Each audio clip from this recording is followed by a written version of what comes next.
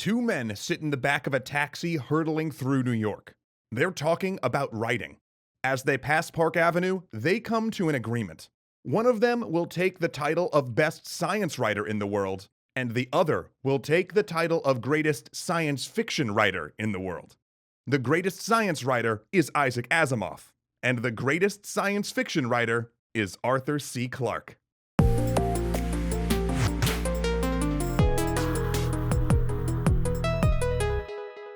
Most people know Arthur C. Clarke for his work on 2001: A Space Odyssey, and we'll surely talk about it when we talk about the growing impact of television and film on science fiction.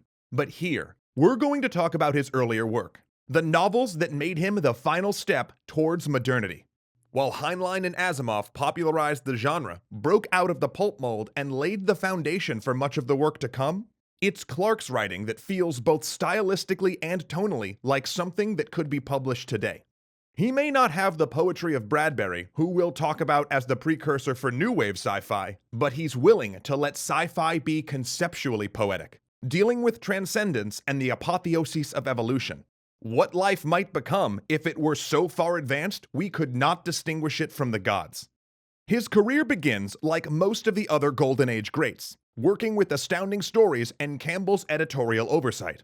His early stories are often solid, but standard examples of sci-fi fare from the period.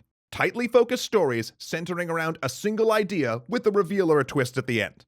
But by the 50s, he breaks out into what he was meant to do: novel writing. Unlike Asimov and Heinlein, whose early novels are almost always either fix-ups or serializations for magazines, Clarke wrote novels. Real novels, which weren't limited by any of the constraints of first being part of a magazine. And it was actually the constraints of the magazines that inadvertently drove him there. He was a huge fan of the Forgotten Foundation era writers, and even wrote an introduction to one of the Lord Dunsany collections, where he was fairly candid about borrowing heavily from Dunsany's club stories for his own Tales from the White Hart. And in 1948, he took a stab at writing what he always wanted to write: his Olaf Stapledon story. It was called Against the Night, but he published it in the pulps, and there just wasn't enough space for the story he wanted to tell. So, in 1953, he released a full-length book of it. Then in 1956, feeling he'd become a better writer and could now do it justice, he added more to it, did a major rewrite, and released it again, under the title The City and the Stars. And you know what? Both versions are worth a read. They're the first place that he really got to experiment with the idea of cosmic intelligences that so fascinated Olaf Stapledon. It's also the first place where he experiments with beings so far beyond us they're barely within our ability to comprehend. The story starts out simply: 50 billion years in the future with the last city of mankind. The people in it are immortal, and their needs are largely taken care of by machines. But one young man is curious about the world outside the city.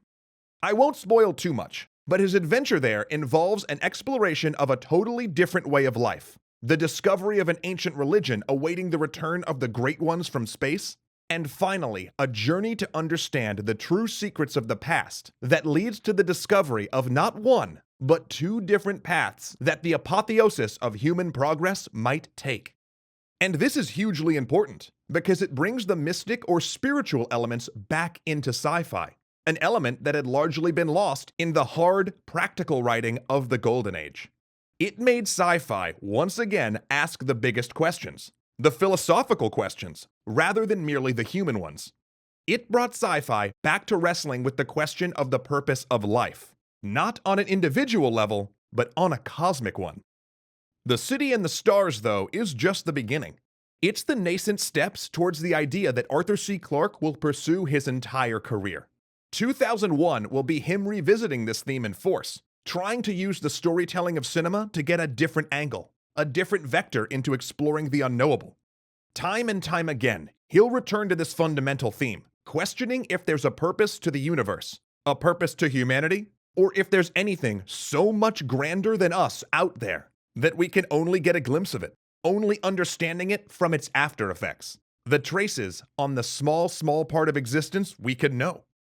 This idea of using science fiction to give us entities that are godlike but not wrapped up in all the baggage of religion in order to inquire about our place in the universe is a powerful one. Time and time again, sci-fi will use cosmic intelligences as a higher power in the purest sense, prompting its audience who might never otherwise wrestle with the esoteric but fundamental questions of philosophy to introspect and think about their own lives. So join us next time as we talk about Clarke's other great Golden Age novel, the novel where he really takes this approach to science fiction and brings it to new height, and the novel that may in truth be his best, Childhood's End. We'll see you then.